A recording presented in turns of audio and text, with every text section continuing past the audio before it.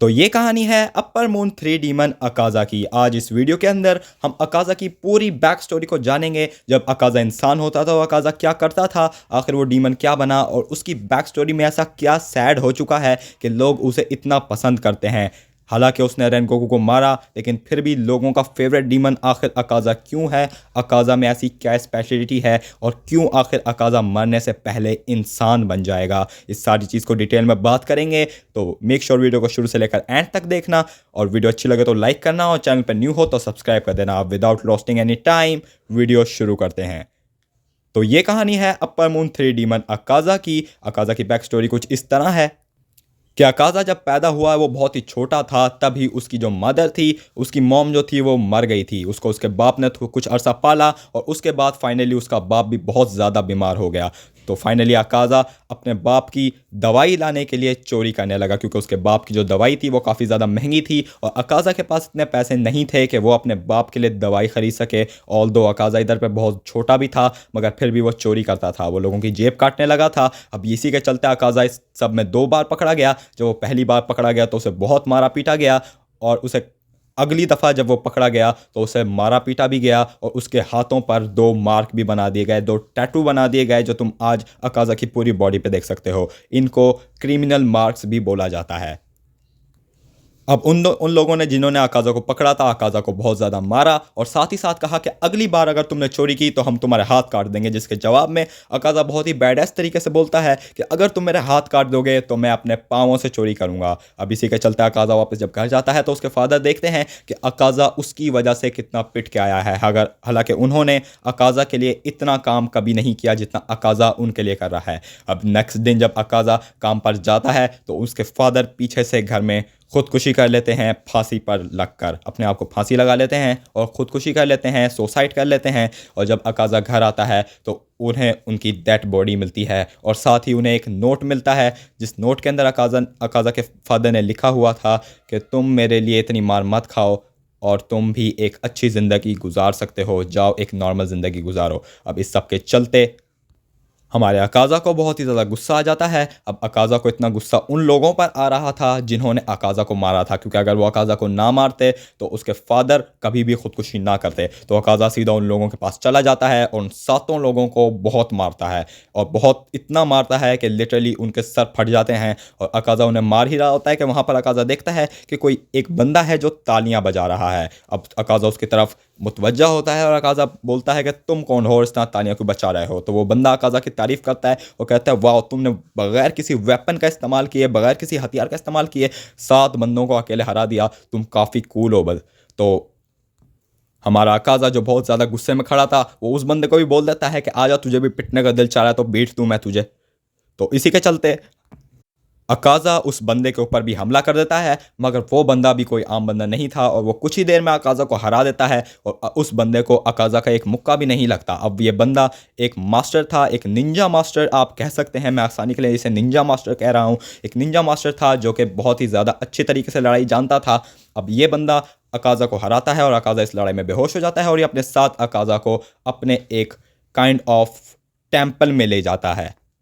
अच्छा सॉरी, इसको टेम्पल नहीं कहेंगे, इसे काइंड ऑफ घर कहेंगे। ये बंदा इसे अपने घर में ले जाता है जहाँ पर ये अकाज़ा को कहता है कि आज से तुम हमारे साथ रहोगे, क्योंकि अब तुम्हारा देखभाल करने वाला कोई बचा नहीं, तो तुम हमारे साथ रहोगे और इसके बदले तुम मेरी बेटी की देखभाल करोगे। अब जो इसकी मास्टर की बेटी थी वो काफ़ी ज़्यादा बीमार थी, तो अकाज़ा इस पर कहता है कि मैं एक क्रिमिनल हूँ, मेरे हाथों पर क्रिमिनल मार्क्स बनाए हुए हैं, फिर भी तुम्हें क्या कोई मसला नहीं है कि मैं तुम्हारी बेटी के साथ रहता हूँ। जिसके ऊपर वो मास्टर बोलता है नहीं, मुझे कोई मसला नहीं है, मैं तुम्हें देख कर ही बता सकता हूँ कि तुम्हारा दिल साफ़ है और तुमने चोरी सिर्फ अपने बाप को बचाने के लिए की थी, वरना तुम कोई चोर या क्रिमिनल नहीं हो। तो इसी के साथ चलते चलते अकाज़ा उनके घर रहना शुरू हो जाता है और उनकी बेटी का ख्याल रखना शुरू कर देता है। अब इनकी जो बेटी है वो बेसिकली अकाज़ा की हीरोइन है, जिसकी वजह से आगे जाके अकाज़ा अच्छा भी हो जाएगा, डीमन से इंसान भी बन जाएगा। अब वो कैसे होगा ये वीडियो के आगे जाके पता चलेगा, तो मेक श्योर वीडियो को एंड तक देखना। अब यहीं पर अकाज़ा उस लड़की की बहुत ज़्यादा खिदमत कर रहा था। वो लड़की एक बीमारी में मुब्तला थी और इस बीमारी की वजह से वो सही तरह उठ भी नहीं पाती थी, चल भी नहीं पाती थी। तो एक दिन अकाज़ा को पता चलता है कि एक जगह फायर वर्क्स होने वाले हैं और अकाज़ा उस लड़की से कहता है चलो मेरे साथ, हम दोनों साथ चल कर फायर वर्क्स देखते हैं। जिस पर वो लड़की रिप्लाई करती है कि मेरी हालत इस तरह की नहीं है कि मैं तुम्हारे साथ जा सकूँ और फायर वर्क्स देख कर आ सकूँ, तो तुम खुद ही चले जाओ। तो अकाज़ा कहता है मैं भी नहीं जाऊँगा। तो और जिस दिन तुम्हारी तबीयत सही हो जाएगी, एक दिन इस तरह का ज़रूर आएगा कि हम दोनों साथ फायरवर्क्स देखने जाएंगे। अब इधर पे मैं एक फ़न फैक्ट भी तुम लोगों को बताना चाहूँगा कि अकाज़ा ऑल दो एक डीमन बन चुका है, मगर अब भी वो एक डीमन होने के बावजूद भी हर साल फायरवर्क्स देखने जाता है। मतलब एक डीमन भी हर साल फायरवर्क्स देखने जाता है। अब ये अकाज़ा की बैक स्टोरी, मतलब अकाज़ा उस लड़की को इतना पसंद करने लगा था कि वो आज तक अकाज़ा के साथ इतनी क्लोजली जुड़ी हुई है कि अकाज़ा उसे चाहकर भी नहीं भुला पा रहा। अब ऑल दो स्टोरी को आगे कंटिन्यू करते हैं।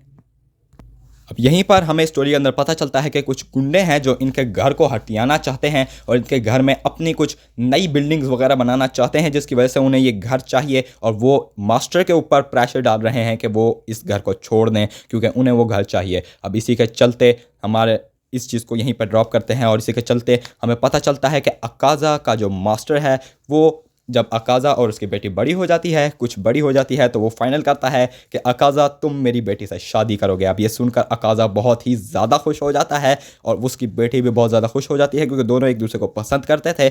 अब यहीं पर अकाज़ा फ़ौरन घर से निकलता है और अपने फादर की कब्र पर जाता है और उनकी कब्र पर जाकर डिटेल से बताता है कि मैंने आपने जो लिखा था अपने आखिरी नोट में कि तुम एक अच्छी ज़िंदगी गुजार सकते हो, तो यस मैंने वो कर लिया है। मैं एक अच्छी ज़िंदगी गुजारने जा रहा हूँ और मैं एक नई ज़िंदगी की शुरुआत करने जा रहा हूँ। मेरी शादी होने वाली है। अकाज़ा ये सब कुछ अपने फादर को बताता है और वो जब घर वापस आ रहा होता है तो उस वक्त उसे पता चलता है, उसे एक बंदा बताता है कि जिस घर में तुम रहते थे उसके पीछे जो गुंडे लगे हुए थे, उन गुंडों ने उस कुएं में जहर मिला दिया था जिस कुएं से तुम और तुम्हारा मास्टर, उस मास्टर की बेटी पानी पीते थे और उसमें से पानी पीने की वजह से तुम्हारा मास्टर और उसकी बेटी मर चुके हैं। अब ऐसा उन गुंडों ने इसलिए किया था क्योंकि वो कभी भी हैंड टू हैंड कॉम्बैट में उस मास्टर से जीत नहीं सकते थे। वो बहुत ज़्यादा स्ट्रांग था, इस वजह से उन्होंने उसको जहर देकर मार डाला। अब इस चीज़ से हमारे अकाज़ा को बहुत ज़्यादा शौक लगता है और हमारा अकाज़ा उन बंदों के पास जाता है उस घर के अंदर जहां पर उन्होंने कब्ज़ा कर लिया था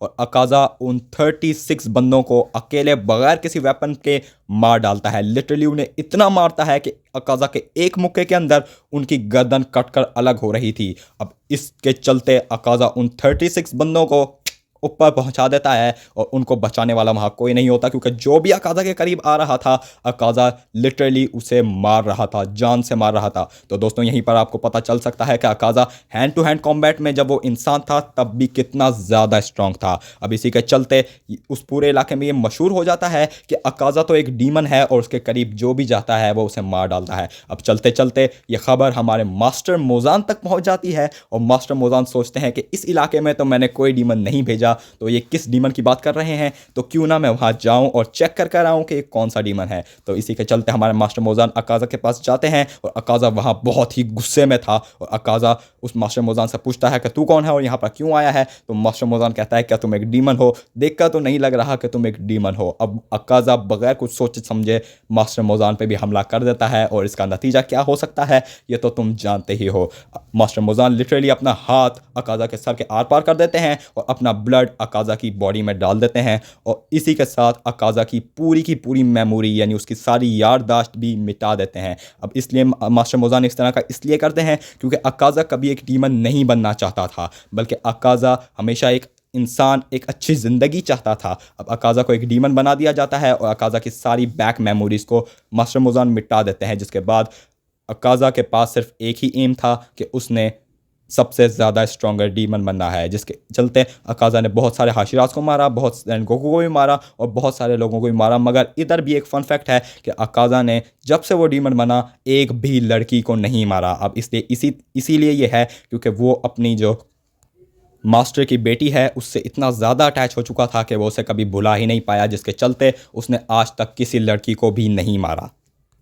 अब यहीं पर हम फाइनल बैटल में भी देखेंगे यानी इन्फिनिटी कैस्टल आर्क के अंदर भी देखेंगे कि अकाज़ा, ग्यो और हमारा जो टांजिरो है इनकी जो फाइट होगी उसके अंदर अकाज़ा की मेमोरी जो है वो वापस आ जाएगी और अकाज़ा डीमन से खुद ब खुद एक इंसान में बन जाएगा और अकाज़ा को पता चलेगा कि उसने कितने इंसानों को डीमन बन के मार डाला और लिटरली अकाज़ा रोते हुए और माफ़ी मांगते हुए मरेगा कि हो सके तो मुझे माफ़ कर देना, मैंने इतने लोगों को मारा। अब ऐसा इसलिए हो पाएगा क्योंकि टांजिरो बार बार उसको उसकी बैक स्टोरी याद कराता रहेगा, उसे फ्लैशबैक लगते रहेंगे उसको नज़र आएगा कि जो उसके मास्टर की बेटी है वो उसके सामने खड़ी हुई है और उसे बुला रही है, और फाइनली वो उसका हाथ पकड़कर वहाँ से चला जाएगा। और अकाज़ा को मारना नामुमकिन था, क्योंकि अकाज़ा की गर्दन भी काट दी जाए तो अकाज़ा उसको रीजनरेट कर सकता था। इसीलिए अकाज़ा लिटरली खुदकुशी करके मरेगा। मतलब किसी भी हाशिरा ने डीमन अकाज़ा को नहीं मारा, बल्कि अकाज़ा ने खुद से खुदकुशी की अपनी बैक मेमोरीज़ वापस आने के बाद, जिसके चलते अकाज़ा की मौत हो जाती है। अब अकाज़ा की जो